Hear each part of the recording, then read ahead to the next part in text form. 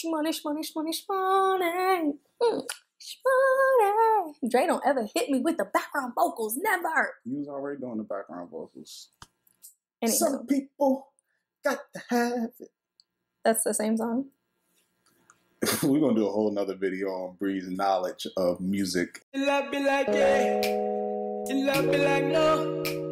You love me like oh, oh, oh. You love me like yeah. You love me like no.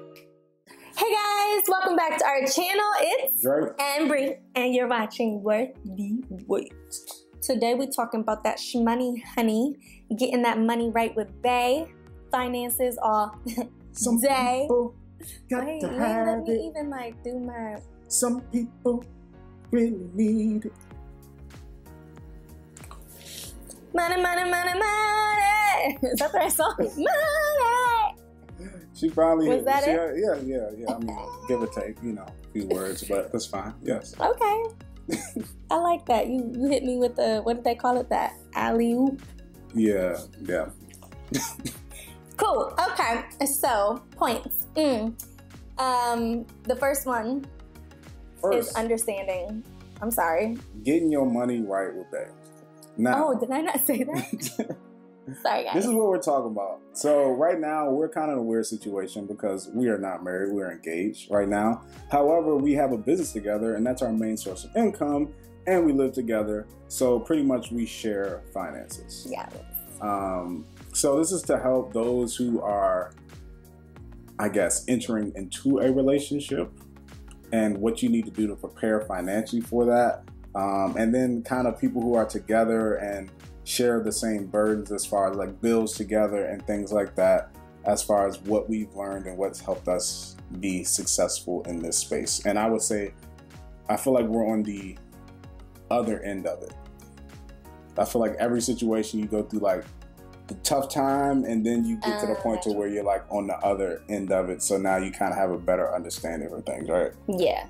I'm really proud of us. We're doing pretty good. It's pretty impressive. So hit me with the points. All right, point number one, understanding that you are on the same team. That'd be hard, though. That's the number one thing. It'd be hard. You're not wearing different jerseys. It's not you against them. You're on the same team. I don't know. I feel like a lot of times when people have because what they say, finances are the number one reason for divorce. And I feel like there's a lot of mine. And like for me, if I was doing something, say I had like a modeling gig or, I don't know, I dropped a mixtape or something, I made $100,000. Like, I didn't make that. We made that. Like, that money is going to be a decision that we will figure out what we're going to do with it, how we're going to spend it, how much we're going to save, what we're going to invest in. Because at the end of the day, like, we're on the same team. Like, it doesn't matter to me, especially being a man, like, I think it's big for me to say, it doesn't matter to me who brings in what, who does what, like we're a team together. It's not like if I make money or she makes money that she don't see me struggling and be like, gotta get your money up, cuz. Like, it's like, no, it's like, and I feel like that happens at times. It's like, And then the person feels like they have, like you make the person feel like less powerful or less like empowered to talk or to say something. Because you just look at them like, well, even more of a coach-player type mentality versus like, we're on the same team. Okay. I don't really have anything to say about point one. She learned. Point two is making sure that you are educated. So classes, online classes, reading. I went to this class. This was the first time that I was like, wow, you know what? I'm excited to budget. This is great. It was, what was it? It was like a couples marriage. Yeah, shout out to Jamal and Jasmine. They invited us to that. It was a lot of fun. What was it called though? Do you remember? It was I forgot the financial literacy. It was a couples budgeting like workshop thing. It was like a few weeks and it was like a video, but then you can like discuss it with people. Did I not? What I just said? David Ramsey. What it was called? David Ramsey. Financial literacy. That wasn't the name of it. For couples. But go ahead. Yeah. Okay. Well, that's what we're gonna call it that right now.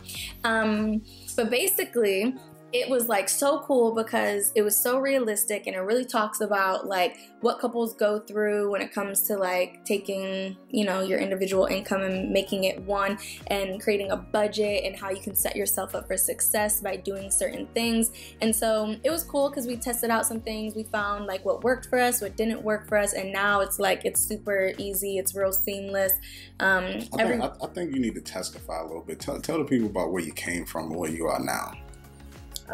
With like saving, budgeting, just like money and your thought process to where you are now. That I didn't have one before. I was like, money, spend it, get what you want, do what you want, go where you want. I was taught to work hard for things that you want. So I definitely have always made money, but I just spent it on things that really had no real value, I guess. So very like, not like materialistic, but I guess so. So like I just wasn't making smart choices. I would spend my money without looking and seeing where that money should go. And so what budgeting teaches you is how much money is coming in, what absolutely needs to be taken care of first, and then any other like secondary things, and then whatever's left over should, you know, basically be things where you're like, okay, let's decide where this goes. But it's not just splurge money. It should never be just splurge money, because it doesn't make sense, especially if financially you're not there yet. Like if you're not in a home, if you didn't buy out your car, if you still have debts, like every little bit of money really should be working for you, not against you. And so I just, you know, I was out here living life. I'll say that one of the biggest fears I have, or one of the biggest letdowns or regrets in my opinion, is like working, like say you work for 10 years straight, and at the end of that 10 years you have nothing to show for it. Like you have nothing saved, you have no house, you have no car, like literally you worked for 10 years and have nothing to show like all this 10 years of work you put in. So it's like you gotta be smart and, you know, continue to gain assets, invest. Like even if after the 10 years you have a house, like at least that's something to have. You know, a car is depreciating, so that doesn't really matter. But like you should at least have a sizable savings, something that if you spend time or you've been working for an amount of time, like having something to show for it. And I think that's one of Bre's biggest things is that she had fun, she went on trips, but then like 3 years passed, she worked real hard, made a lot of money, and it's like, Dre, I don't got nothing to show for this. I came to him like a puppy in a box, like help me, give me a home. Because it was just that bad. And I didn't realize it was bad until me and Dre got more serious and I saw his finances, and I was like, oh, whole savings account, you ain't got no debt, come through, shawty.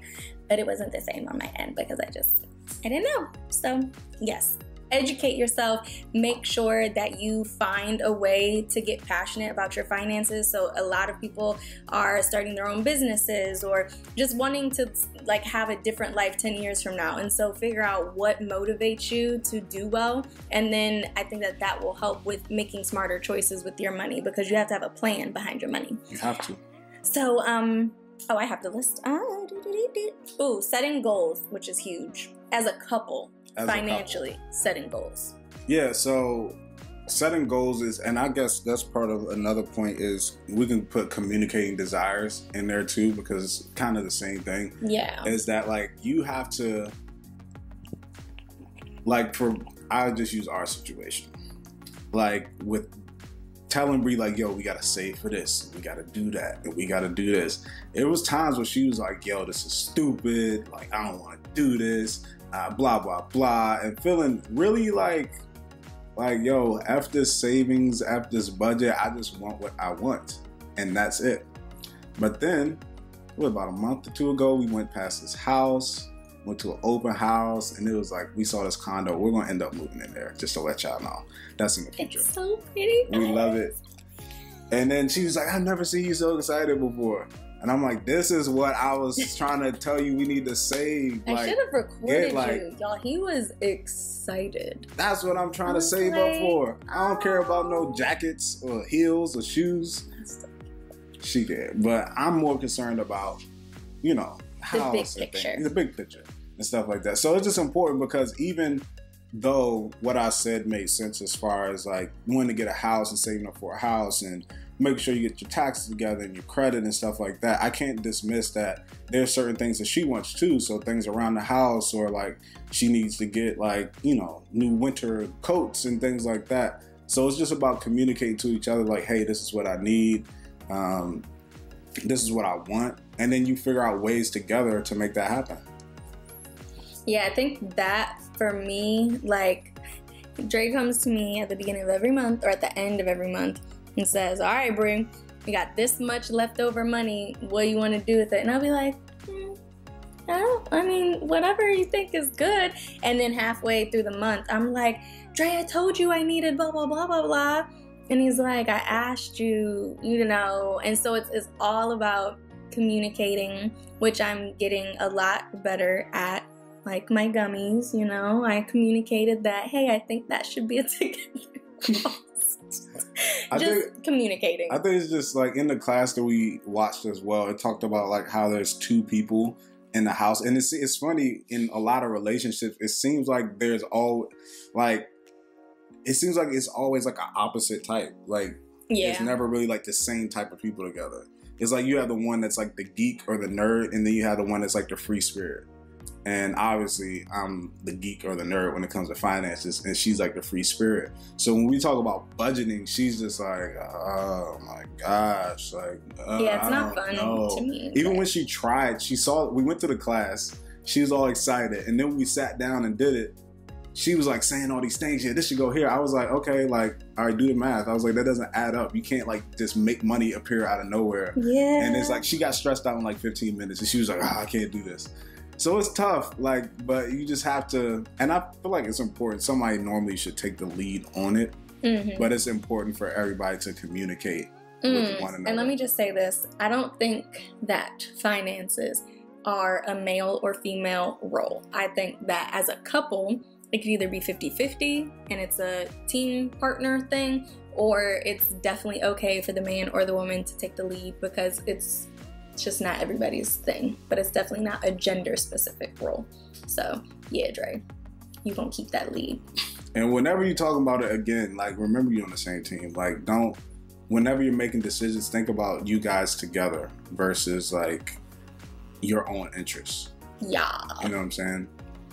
So the last topic and thing we're going to talk about is sticking to the plan. So basically creating a plan, which would be like a monthly, okay, I already know what you're going to say. I'm not saying that. I'm going to let you explain. I will. Go ahead. Anywho, creating a plan, so that would be like a monthly situation, but then a bigger picture plan, like how, you know, we have wedding 2020, we want to be in that beautiful condo before, so like next year, which is in a couple of weeks, 2019, and like this is the plan. And so for that plan, we create a budget around those plans and that overall goal. Sticking to the plan would be like when you create the monthly budget and you say you're not going to go over that monthly budget. What I do, I think every month, and I need to do it again this month, is I borrow from next month.